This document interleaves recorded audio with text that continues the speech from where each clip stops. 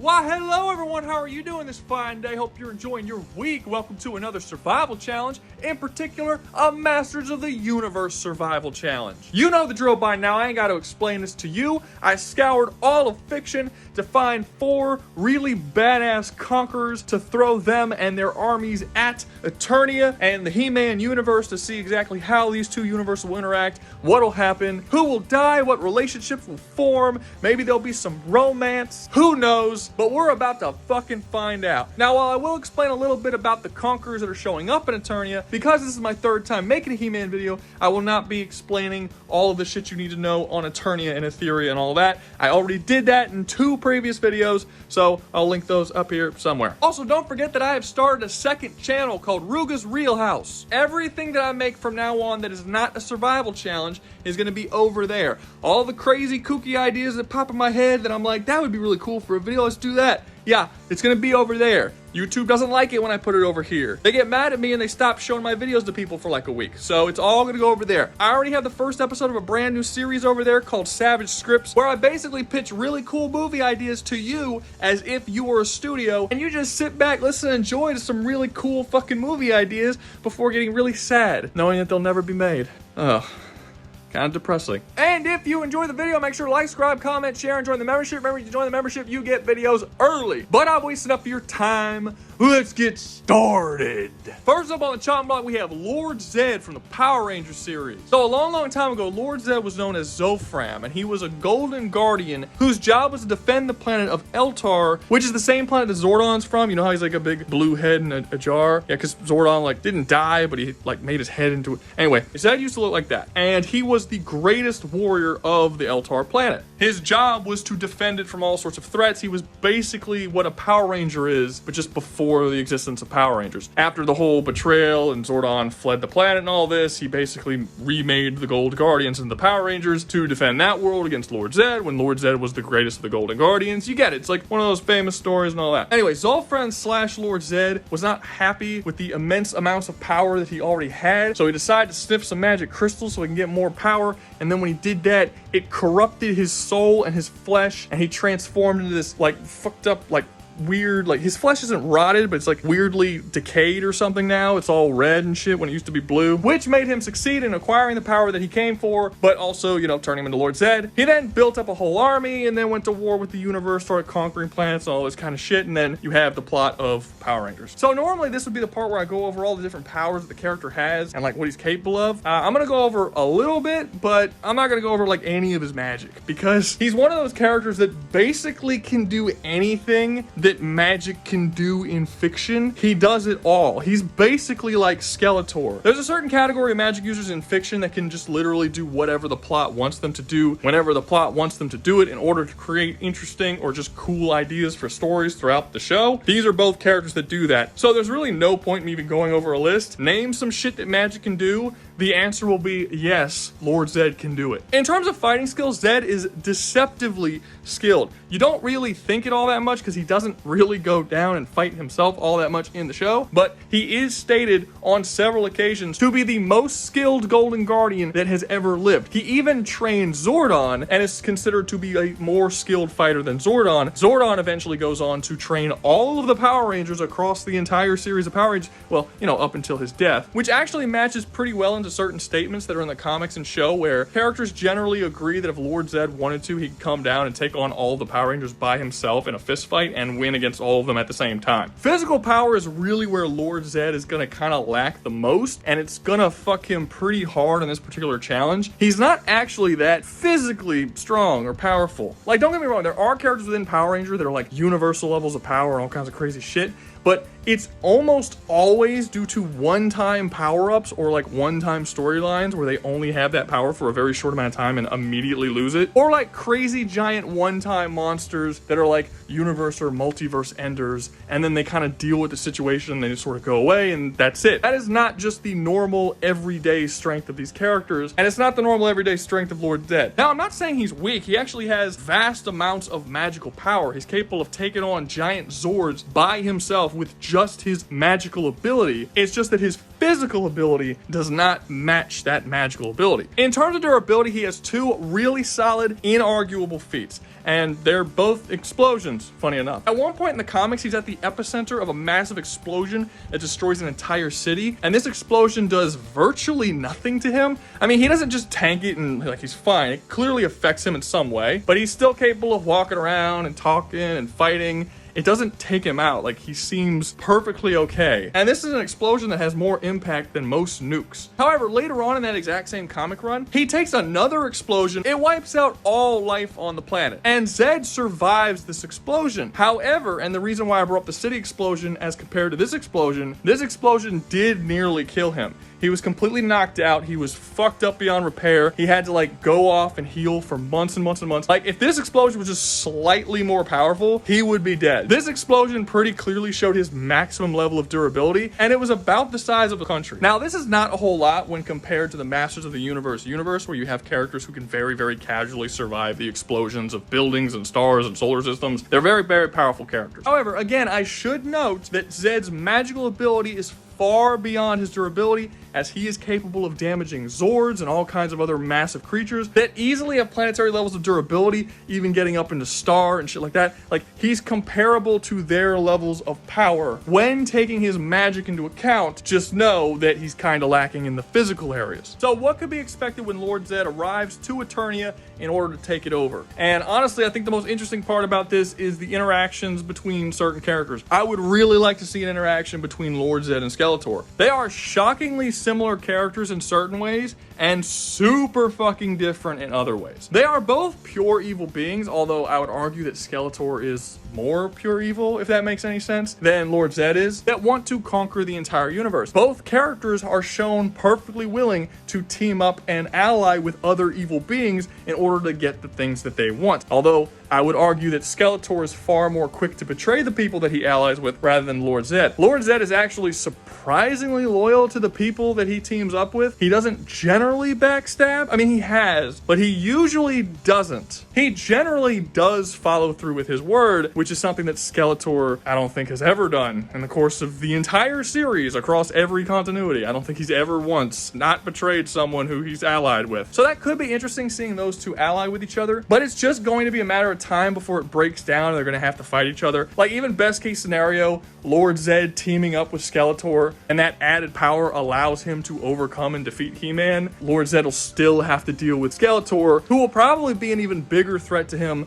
than He-Man was. But really, I don't see that happening because both He-Man and Skeletor have Lord Zedd's kryptonite in their arsenal at all times, which is why I've come to the conclusion that Lord Zedd straight up can't win this. So just to explain what I'm talking about, in Power Rangers, I want to say in space, Lord Zedd is actually defeated. He is defeated after Zordon is killed, and when Zordon is killed, there's this giant explosion. It's like this radiation purification ray. They call it the Z-Wave, and it spreads across the entire universe, basically eliminating all evil corruption from the world. Lord Zedd is one of the characters who is hit by this Z-Wave, and when he turns into like a regular dude, losing all of his power. All of the power that corrupted him and the corruption itself is just gone. He's just a normal guy. He doesn't even act like Lord Zedd anymore. He just acts like a dude. This shows pretty clearly that Lord Zedd has a massive weakness to purification abilities, which is all over the fucking place in Eternia. Basically, every basic bitch mage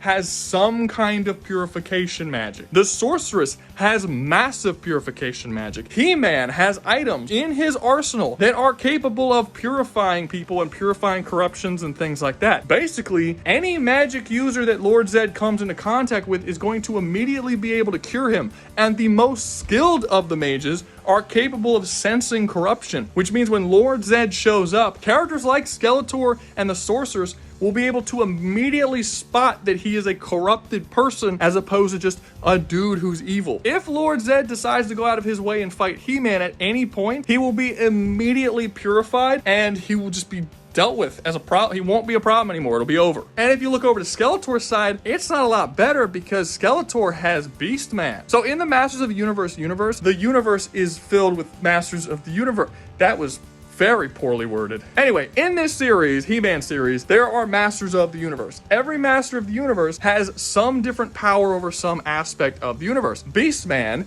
is a Master of Beasts. He has limitless power over all beasts across the entire universe. And the way this series defines Beast is super, super fucking broad. Basically, any creature that doesn't just look like a human can be controlled by Beastman. Like, for instance, there's this one character, I don't remember his name, but basically he has 3 faces. He's a human dude, and he has the ability to change his face from a human face, a monster face, and a robot face. Each of these faces give this character different abilities and powers, and Beastman's powers over beasts are so absolute that despite this guy being able to stand up straight, speak to people, you know, use language, intelligence, even with the monster face on, he cannot put on the monster face around Beastman, because when he does, Beastman has complete control over him. In the Masters of the Universe, willpower against abilities like this are completely irrelevant. If you are the master of that thing, you have 100% control over it, and there's nothing anyone can do about it. That is what you are the master of.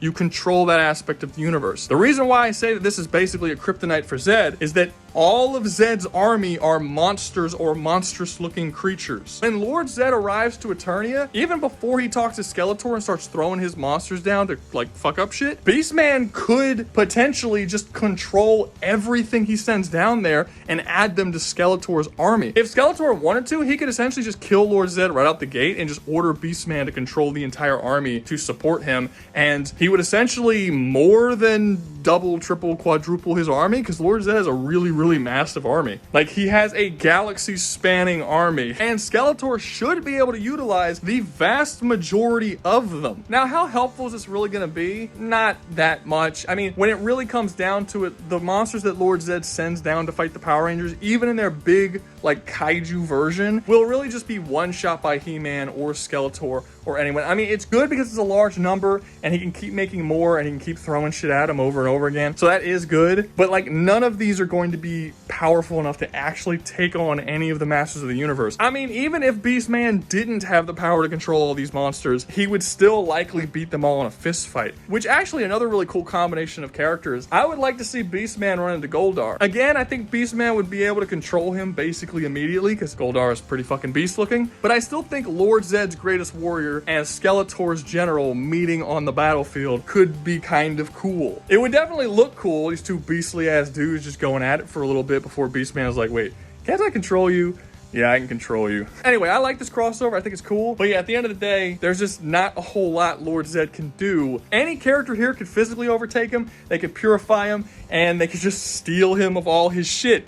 I mean, he's not gonna have a good time. Next up, we have Megatron from the Transformers series. If I were to describe this guy, I would say that he's Magneto meets Zod from the Man of Steel movie. It's scary how accurate that description is. While his origin does change based on continuity, generally speaking, how it works is that he was like a regular dude at one point, and Cybertron suffered from insane levels of inequality, and he wanted to fix that. So he became this pseudo revolutionary, but he was like all about non-violence and shit. And he was friends with Optimus Prime before he ever became Optimus Prime. Some continuities have Megatron as a famous fighter in a gladiatorial arena. Others have him as like a miner or something. But basically, one way or another, he becomes a sort of revolutionary. And as he goes through his whole revolutionary shit, he starts to slowly realize that nothing he does is ever going to change anything. And Cybertron is just so unbelievably corrupt that this inequality shit is going to keep happening. Regardless of the version, at some point, Megatron gets fed up and decides that he's just going to go to war with Cybertron in order to forcefully make the change that he wants to make, which makes Optimus Prime, who agrees with his basic premise, go to war with him because he doesn't believe that this should be done through violence. He believes it should be done through peaceful means, and this causes friction between them, and boom, now you have a fight. This fight explodes into a massive world war across all of Cybertron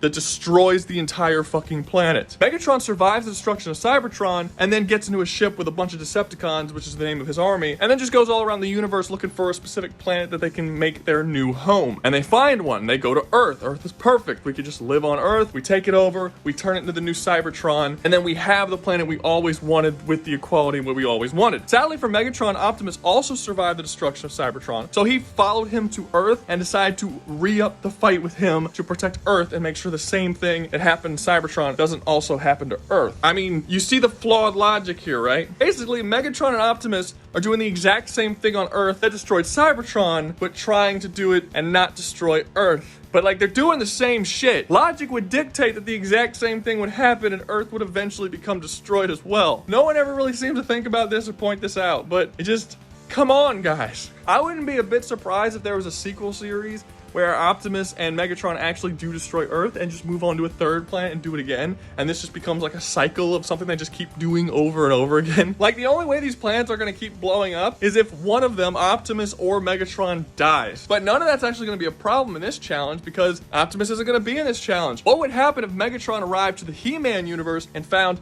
Eternia and Etheria and decided to turn them into the new Cybertron, taking them over and all that kind of stuff, and Optimus wasn't there to stop him? What would go down? How would that happen? And there's two ways that this can go, and one I think is vastly less interesting than the other. So as for Megatron's powers, there's some pretty interesting stuff here, not including like one-time power-ups and shit. Like I said, same as everybody else. Not giving He-Man their one-time power-ups. I'm not giving Megatron or Zedd or any of them one-time power-ups. So it's just like their basic normal levels of power. But it doesn't really matter because basically all of these characters are planet destroyers regardless of whether or not you give them power-ups. Megatron is stupidly fucking powerful. The biggest feat of durability he had is surviving an explosion that was so powerful that it knocked Cybertron out of the solar system. It was a massive, massive fucking explosion. While Megatron wasn't at the epicenter of the explosion, he was hit by it and he did survive. This is a big deal. He got hit by an explosion that moved a fucking planet. The next really impressive feat he has is when he took on the Decepticon, which is a being that was all of the Decepticons' powers and knowledge all fused into one dude. Everyone except for Shockwave and Megatron himself. And Megatron took him on. Decepticon was consistently stated to be strong enough to shatter worlds. Now, while we never actually see him destroy a planet,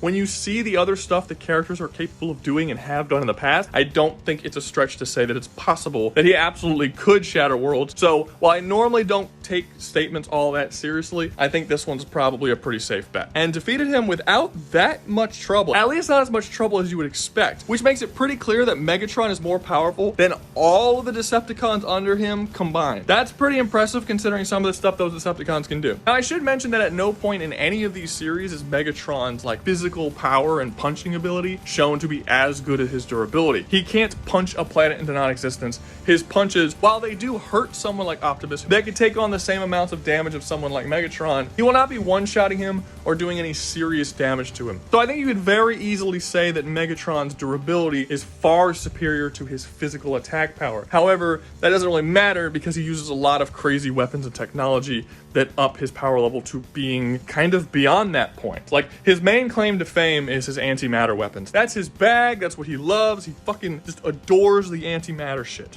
Antimatter, for anyone who doesn't know, is essentially weapons that destroy matter. They essentially erase shit from existence. It is not existence erasure because it doesn't affect souls or the person's like conceptual existence, but it does erase their body and the physical from existence. It destroys matter, which should not be possible. Matter cannot be created or destroyed. Antimatter weapons do actually destroy matter. And Megatron has several different weapons that are used in this way. He also has technology that can open black holes. He has like anti-gravity technology. He has this thing called the orbital disruptor ray, which he shoots at the moon, and when he does, it like removes the moon from Earth's gravitational pull and launches it to the other side of the solar system. He does this with a single shot from this cannon. He has energy-based melee weapons that on contact can separate the molecules of the thing he's hitting at. That is basically another form of durability negation. But the main thing that I think is going to be the biggest issue here, like the really, really powerful shit that I don't think people really talk about just how strong it is as much as they really should. Everyone talks about the antimatter shit, is a Cybertron's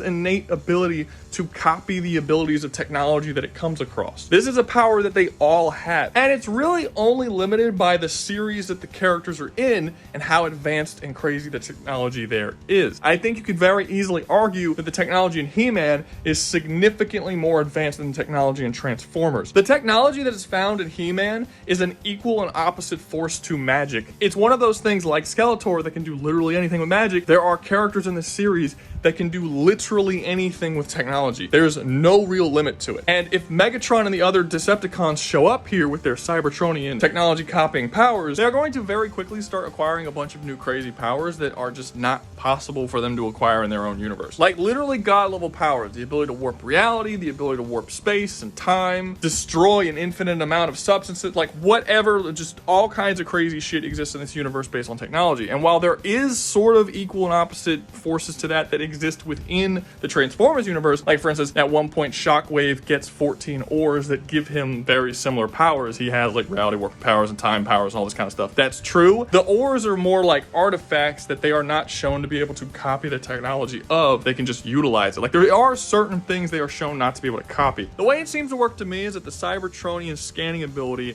is a skill that can be cultivated and improved over time, and the most powerful Cybertronians seem to have far better scanning abilities than the weaker Cybertronians. Throughout the series, we see weaker Cybertronians who seem to only be able to scan one thing at a time and turn into that one thing, and the one thing they can turn into is extremely limited. If they lived on Cybertron and they were, I don't know, a plane, when they came to Earth, they could only scan things that are plane-like. So these Cybertronians wouldn't be able to scan a tank or a truck or a sports car because they don't have the pieces inside of them to make that object. It has to be relatively similar to the thing that they were already capable of transforming into, and the thing they transform into has to be of relative size. However, we see other Cybertronians who are capable of transforming into a bunch of different stuff, even introducing new technologies into their already existing forms. We've seen characters like Megatron turn into a tank, right? And then he can go and scan some kind of really awesome cannon and then go back to turning into that tank. But now this tank he turned into has this better cannon that he scanned somewhere else. He could slightly improve his designs based on scanning smaller designs. He's also capable of transforming into things of various sizes. We've seen him transform into a tank. We've also seen him transform into something as small as a pistol, which is something that the vast majority of Cybertronians can't do.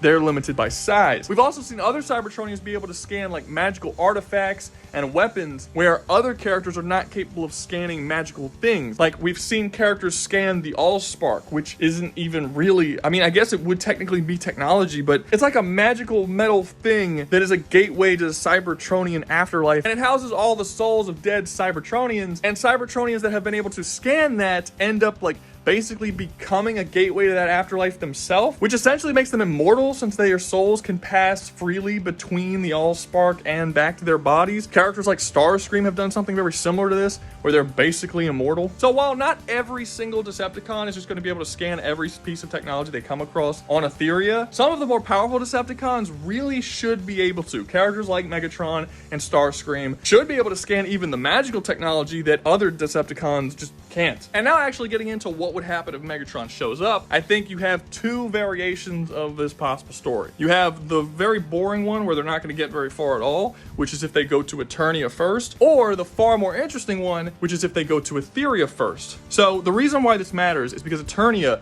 is very, very heavily magic based. There is advanced technology there, but for the most part, they're all very reliant on magic. Skeletor is a magic user. Heman is a magical being. Eternos, which is the capital city of Eternia, has tons of mages, and like it's a very magical based planet. The planet itself is like a living magical being. If Megatron lands there, he won't be able to copy all the technology, and he's not going to get any stronger than he is at base, and Heman and Skeletor have many, many different crazy magical abilities that should be able to overcome Megatron with difficulty, sure, but still overcome him. I mean, there's nothing Megatron can do on a physical and power basis that characters like Skeletor and many of the mages in Eternos can't also do. So I really don't think it would be that big of a deal for him. I mean, in all honesty, He-Man should be able to take on Megatron in a fucking fist fight. And while his antimatter weapons are super cool, there is actual legitimate Existence Eraser in He-Man, and it doesn't affect He-Man himself. He's also shown to be highly, highly resistant to any form of matter manipulation. Like, Skeletor is capable of transmogging people into substances, into creatures, and all sorts of different kind of stuff. He's able to delete people, and none of this shit works on He-Man. So I don't think that the antimatter shit's really gonna do anything. But if he lands on Etheria, it's a totally different situation. On Etheria, he's gonna have to deal with Hordak and She-Ra, and they have a completely different power set than Skeletor and He-Man do. Hordak is not a master of magic in the same way that Skeletor is. He does know magic, but he is far more advanced in technology. He builds so many crazy fucking technological like monstrosities that he uses against She-Ra and the planet of Etheria as a whole. If Megatron and the other Decepticons arrive on Etheria, not only is it not as powerful as Eternia, so it'll be a lot easier for him to get through, but also there will be so much technology that he could steal the abilities of to improve the powers of himself and the other Decepticons. This could properly prepare him for invading Eternia later on and possibly possibly doing a lot better once he gets there with all these crazy powers. I mean, Hordak has built time machines, reality warping machines, machines that can control multiple universes, machines that have created pocket dimensions and prison dimensions, all sorts of different crazy shit that Megatron will be able to copy on site and utilize against his enemies. And while Hordak is very, very powerful, and most of it is due to his technological ability, he can't have all of these different crazy war machines that he's built all being utilized on his person at the same time. Megatron can. So Megatron on site of Hordak can copy all of Hordak's technology that he has on him, but then also copy all of his crazy war machines and his crazy,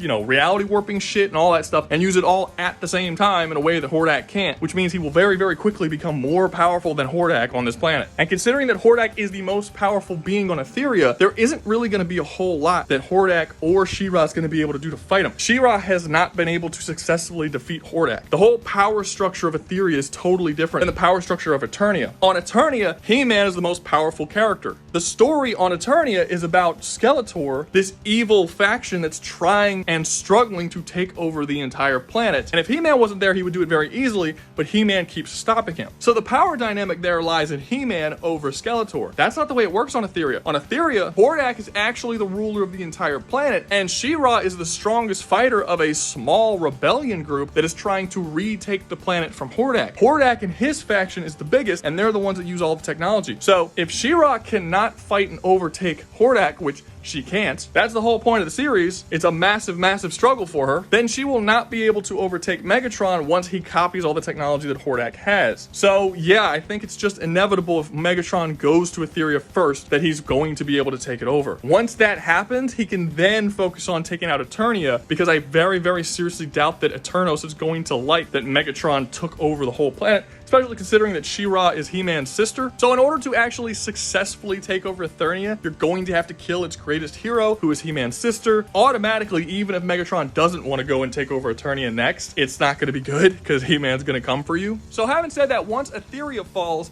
and Megatron and the Decepticons are at this new level of power, how are they going to be able to do against Eternia? They're still going to lose. It's going to be a lot closer, but they're still going to lose. As I said, there's really nothing in this universe that Hordak's technology can do that magic can't. And considering that there are massively powerful sorcerers both on He-Man's side as well as Skeletor's side that can do all the same shit, all Megatron will be doing by absorbing all the technology is putting himself on equal footing in terms of hacks-like abilities. In terms of just pure destructive power, there's nothing Megatron can do that all of these other characters can't also do. While yes, Megatron has survived planets exploding, and he survived an explosion that was far bigger than a planet that was actually able to knock out Cybertron out of the solar system, that's really cool. Skeletor, when he was greatly weakened, was able to casually, with a single swing of a hammer, destroy several planets all across the universe, just casually. And then he ripped the souls from those planets, put them into his staff, his regular skull staff that we see him use all the time, which he then utilized as a main weapon that then powered him even more. And that is the base level of Skeletor that we see in the series, is the one with the skull staff that he destroyed tons and tons of planets across the universe just to create. When you put on top of that all the crazy hacks abilities and all of the artifacts that he can use that actually do things that the technology that Hordak made doesn't do, yeah, it starts to become very one-sided. And we don't even really have to talk about Skeletor, because I think in this case Skeletor might not even care. Like, he'll probably try to use Megatron's war with Eternia to his advantage so he can take over Eternia, but I don't think he'll care to go after Megatron, since Megatron's not really doing anything that's going to go against Skeletor personally. But it doesn't really matter, because He-Man and Eternos will be able to pretty easily defeat Megatron. Like, the magic that they have is so fucking broken. Like, okay, let me give you some example of some spells that they can do that they have done on multiple occasions. These are not like one-time things. There's a spell the mages of Eternos have called Hero's Call. What it does is it searches the entire multiverse for all of the greatest heroes throughout all of time and space, and then grabs them at their most powerful, at their prime, and then summons them wherever they want them to be, so that they can then help during some massive issues. Even if Eternia is having trouble fighting against Etheria once Megatron takes it over, they could literally summon a fucking army of dudes who are around the same or similar power to that of He-Man. They also have an ability called Hero's Journey. This allows them to teleport any hero to the moment of time they have the most likely chance of winning whatever conflict they're in. So for instance, let's say that literally every single thing that Megatron tries to do goes perfectly. He invades Etheria, he takes it over, he gains all of this crazy power, all the Decepticons gain a ton of new powers and shit, they get all this technology, then they go to war with Eternia. He-Man's struggling, he can't overcome him, so boom, they use Hero's Call a bunch of heroes that are of comparable strength to He-Man, then they go to war. Megatron still wins, still he's beating the shit out of all of these He-Man strength people. Characters like Hero and stuff, Eternia's about to fall, boom. They can do Hero's Journey, which will send all of these army of heroes back to a point in time before Megatron got all of this power where they are most likely to defeat him. And that will be at any point where they are most likely to win. So this could be before Megatron ever arrives to Etheria. This could be the moment he lands on Etheria. This could technically, if we're following the rules of the He-Man universe, could be on Cybertron before Megatron even becomes Megatron. Like when he's still D16 and doesn't have all of his crazy powers. Yeah, there's just nothing that Megatron can do to overcome all of the crazy abilities that the He-Man universe has. It really doesn't even matter what weapons I give him. Like, even if I give Megatron the Allspark and the Matrix of Leadership, he's still not 100% going to win that fight. The ridiculous over-the-top shit the He-Man universe can do is just generally too much for the Decepticon. Now, maybe if I added in Shockwave with the power of the ores, as well as Unicron and Primus before he became Cybertron and all that stuff, you'd have a much closer fight. But then I would also have to give He-Man and Skeletor all of their most powerful shit, which basically makes them infinitely multiversal gods that have power over time, space, death, life, and all these other concepts. And then it just becomes like a dumb argument. Because then it just becomes an argument of which all-powerful being defeats this other all-powerful being. Both sides can basically do anything they want to do. It's just stupid.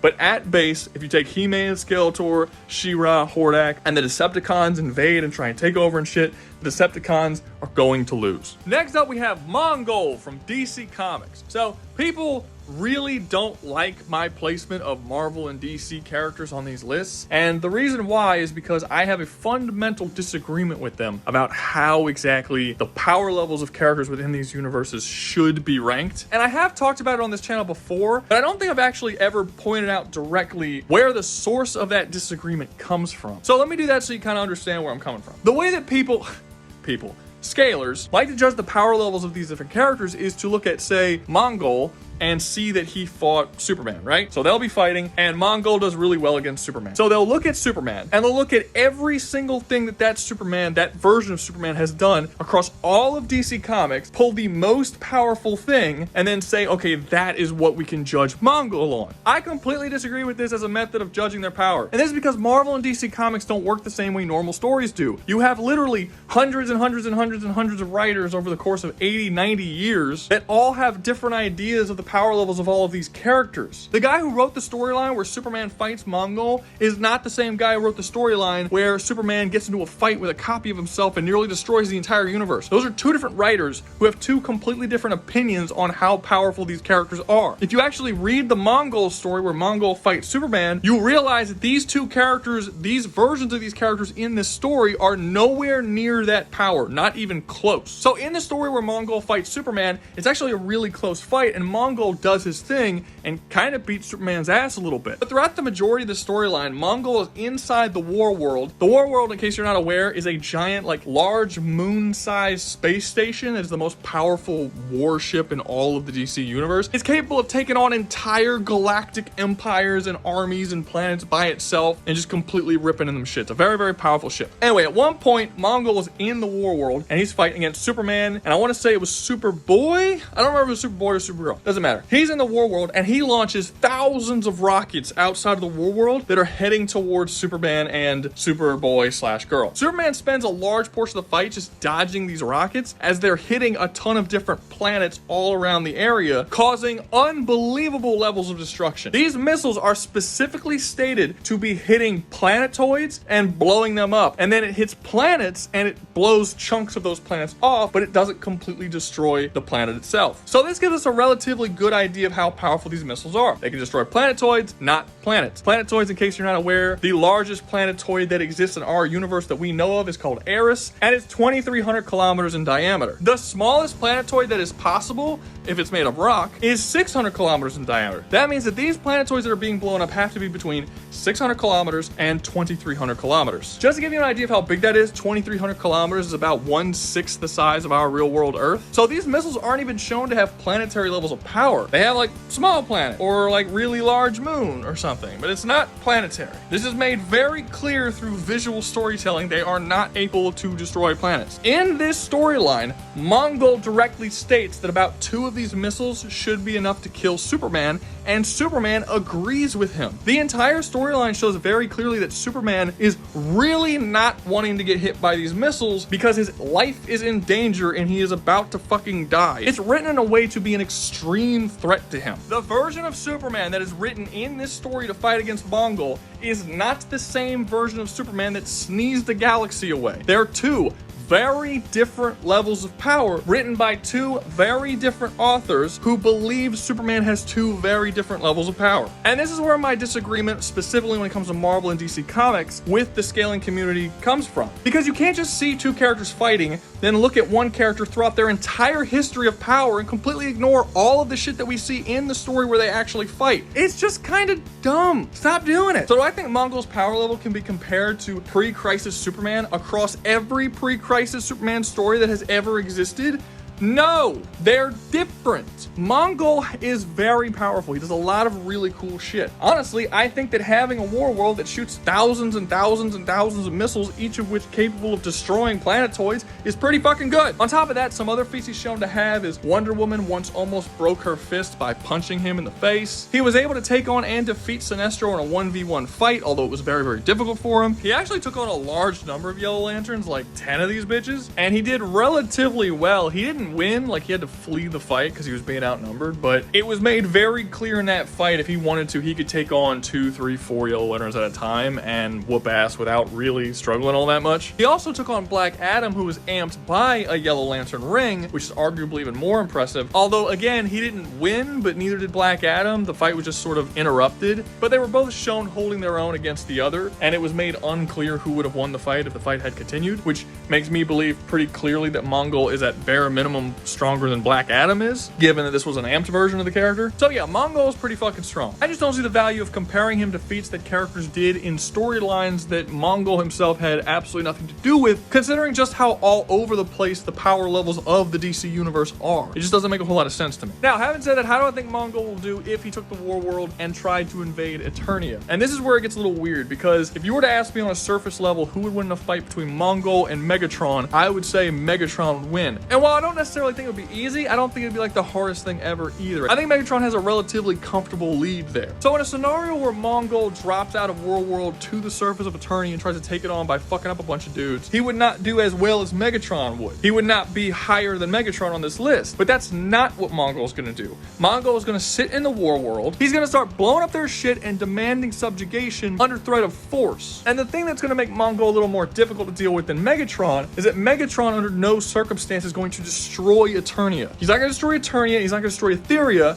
because Megatron's whole goal is to find a new world that he can inhabit as his own. The planets of Eternia and Etheria are valuable to him. If he blows up the planet, the whole purpose of him being there is gone. He has to now go find another planet. This is not the case for Mongol. Mongol's perfectly fine just living on the war world. When he comes across a world, he wants to take over and subjugate it, but if he finds that that world is too difficult to subjugate, he doesn't have much of an issue blowing up the fucking planet and moving on and finding another one. So when Mongol appears, he's not going to be waging war on Heman or Skeletor or any of their armies. He's going to be waging war on the planet as a whole. And the people on Eternia are not going to have to defend their own lives and their territory. They have to defend the fucking planet from being blown up. And that's really the only reason why Mongol is above Megatron. So the question then becomes, will Mongol succeed in taking over the planet? And if not, will the Eternians be able to succeed in saving their planet from being blown the fuck up by Mongol? Do I think Mongol can take over the planet?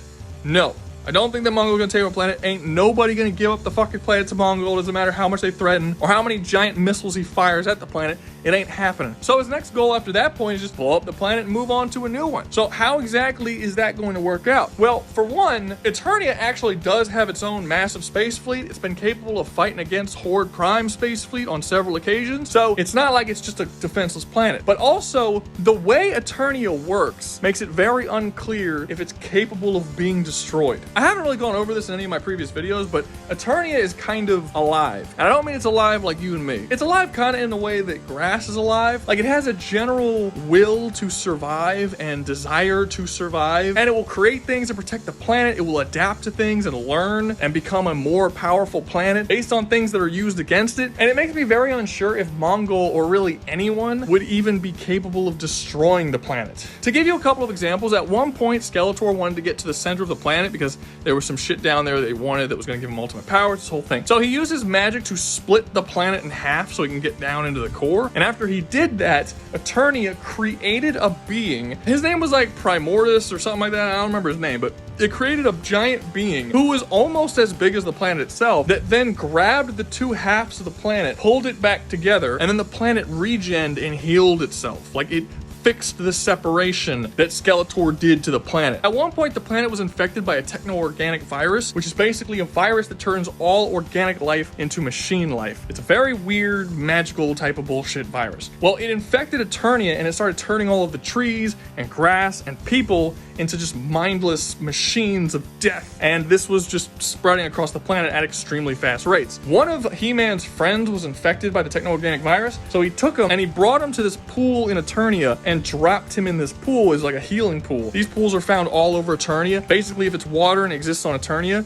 it probably has some kind of healing properties. So they took his friend and they put him in this pool, and then the planet of Eternia sort of like read or scanned or something the techno-organic virus, and not only did it heal his friend, making his friend's cyborg robotic parts turn back into human, but it also learned about the techno-organic virus and then cured itself. Like, the planet cured itself of the virus completely, eliminating all parts of it that were turned into machine. And from that point on, the planet of Eternia became immune to the techno-organic virus. The techno-organic virus is still there, it still exists, and people can still catch it, but the planet of Eternia is now immune to it. And there are tons of stories throughout He-Man that are very similar to this, where Eternia just sort of learns and adapts and figures shit out in order to protect itself from outside forces. There's also a bit of destiny and fate manipulation mixed in there, as Eternia is destined to be destroyed at a certain point way far in the future that hasn't happened yet. And until that happens, Eternia can't be destroyed until it's fated time to be destroyed. Within that fated time, when it is supposed to be destroyed, in that prophecy, it's supposed to rebuild itself anew and start over from scratch, start over life and everything, and basically redo the same cycle that He-Man and all of them have already done, just with a new generation. This is all a part of a prophecy and stated in the story to be a part of destiny.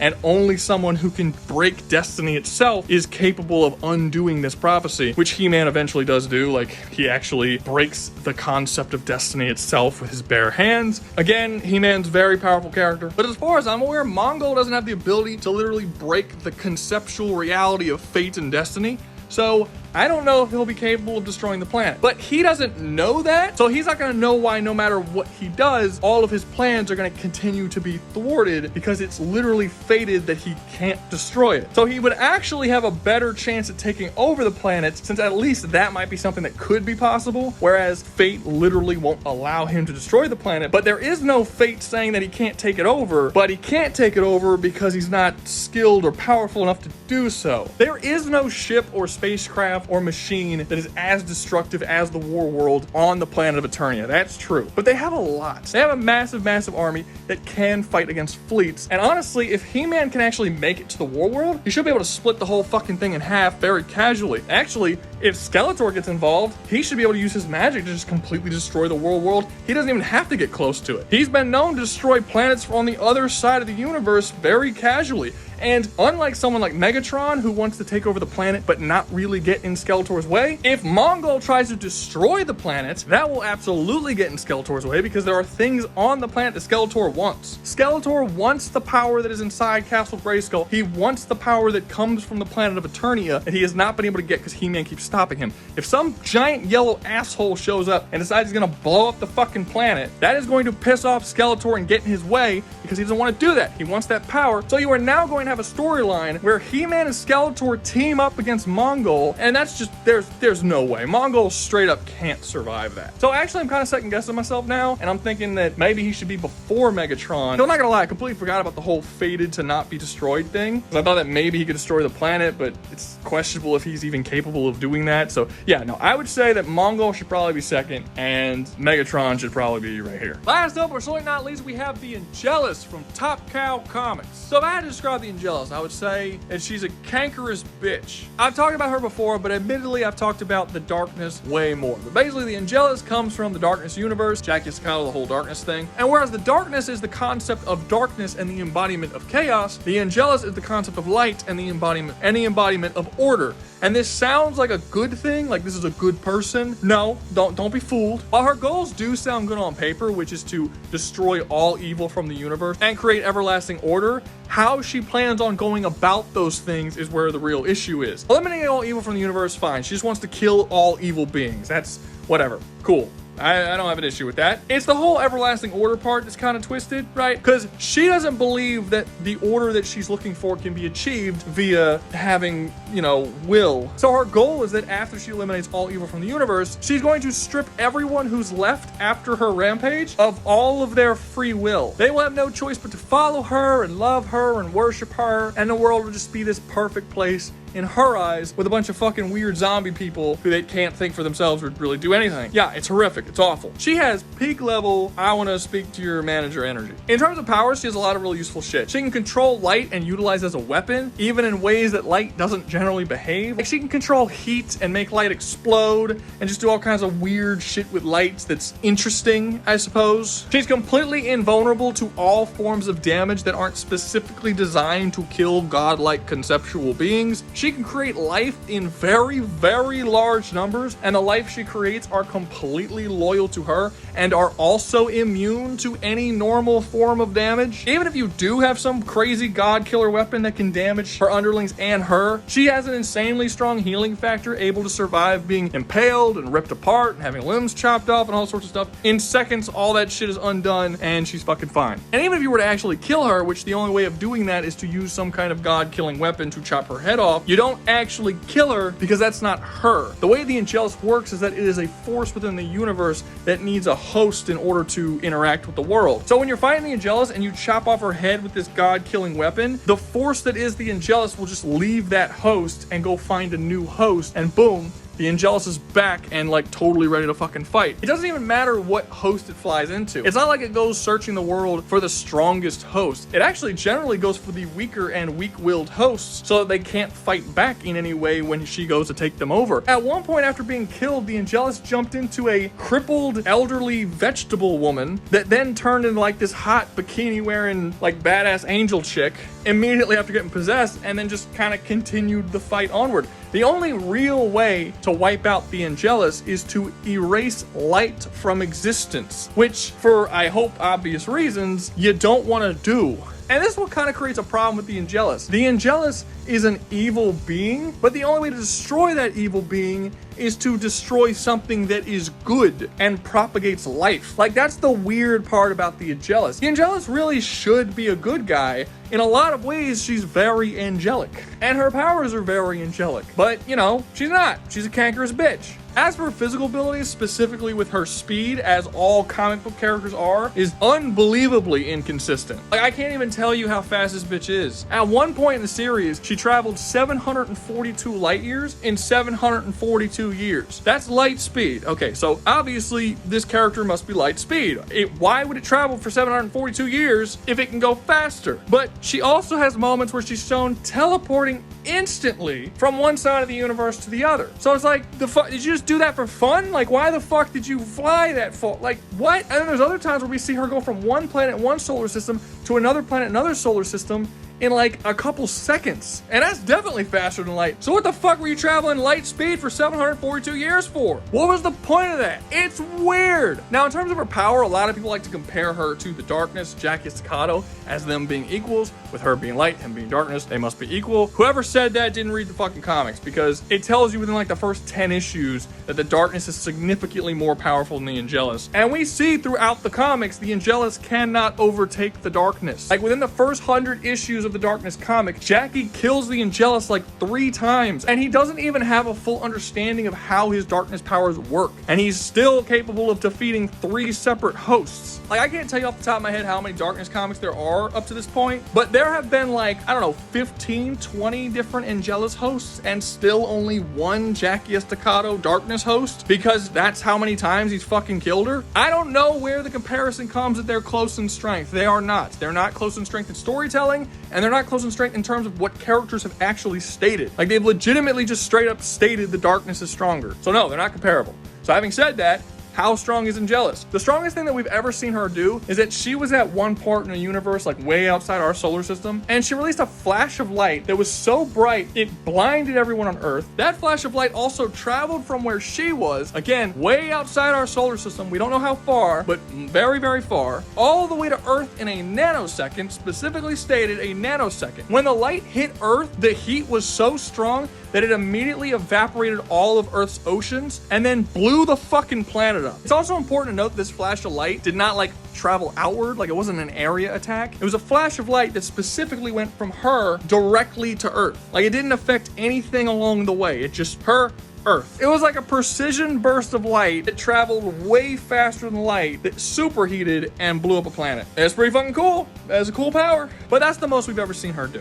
Now, having said all that, how's this gonna go when she arrives to Eternia? This is the one where it's like, it's really hard to say, to be honest with you. For one, I do think this is going to be another situation where He-Man and Skeletor are going to have to team up against her, because Skeletor is an evil being, which means that Angelus is going to want to kill Skeletor. But at the same time, after all the evil is eliminated, she wants to control all the will of everybody, which He-Man's not going to like. So I think He-Man is probably going to view Angelus as a bigger threat to Skeletor, and Skeletor and He-Man are going to have to team up against her. Having said that, none of them really have the abilities necessary to kill her. Like, they can cut her head off and defeat the host. He-Man's sword is capable of doing that. He's been able to destroy concepts in the past. I guess technically he would be able to destroy the concept of light, but he's never gonna do that. Like, that would be a really, really bad thing to do, to have no light in the entire universe. So I guess the best he can really do is chop this bitch's head off and then just wait for her to jump into someone else's body and just keep dealing with her as she keeps trying new things, jumping from body to body to body, but not really having a way of actually stopping her. I mean, I have to think about it. I know Skeletor has ways of banishing characters outside of the universe to other pocket dimensions, but she can teleport anywhere where there is light, including other universes, so she could just come right back. So I really don't see a way where any of them could permanently put this bitch down. Possibly some form of sealing, which Skeletor and the Sorceress do have, but I'm not even 100% sure how that would work. They would have to use some kind of spell that is capable of diluting her powers to the point that she's essentially like no longer a threat, but without actually killing her. And as far as Angelus killing them goes, I'm also not sold on the idea that that's possible. In terms of physical ability, Angelus is not as strong as Skeletor or He-Man. An actual 1v1 fight, she would lose against either one of them, and a lot of her Haxie abilities just straight up won't work. Her ability to strip people of their willpower is not going to work on He-Man or Skeletor. Both characters are highly resistant to that kind of shit, so I don't see that happening. Like, I see Angelus being a massive problem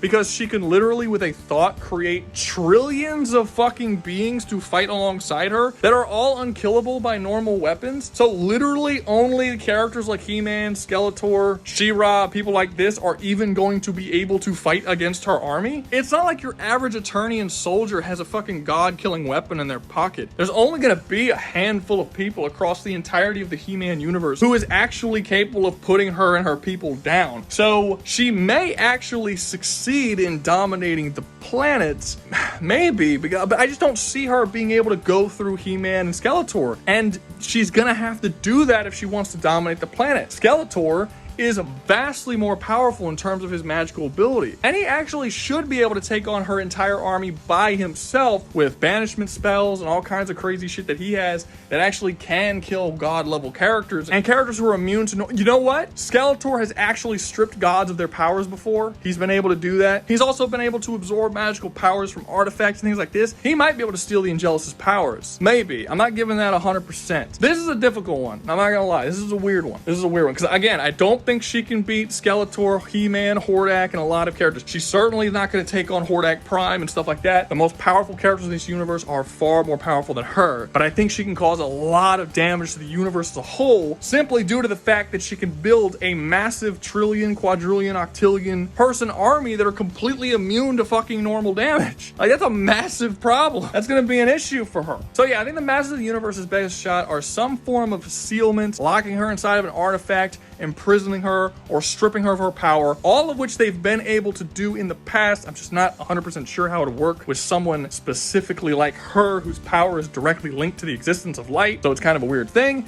And her best chance is to just release an army to kill as many people as possible and try and deal with it that way. But honestly, I kind of see it sort of being a similar thing that would happen with the darkness and Angelus, where Angelus, no matter how hard she tried, could not overcome the darkness and Jackie Staccato, which is something that she keeps trying to do forever. Like, you need to wipe out the darkness if she wants to wipe out evil, because the darkness in her mind is evil, and really in anyone's mind, it's a pretty fucking evil force. But like, if that's the way she feels about Skeletor, Hordak, and Horde Prime, and all these other evil beings, she's not going to be able to kill them either, so it's going to be kind of like an infinite war type of situation too. Within this series, she just might become a reoccurring villain that keeps popping up, that all these characters have to keep dealing with over and over and over again, with no one really being able to stop her for very long. And that's more or less where I kind of see this going. But that's going to be all from me. Hope you enjoyed the video. If you did, make sure to like, subscribe, comment, share, and join the membership. Remember, you join the membership, you get videos early. And always remember, y'all stay safe out there, you hear?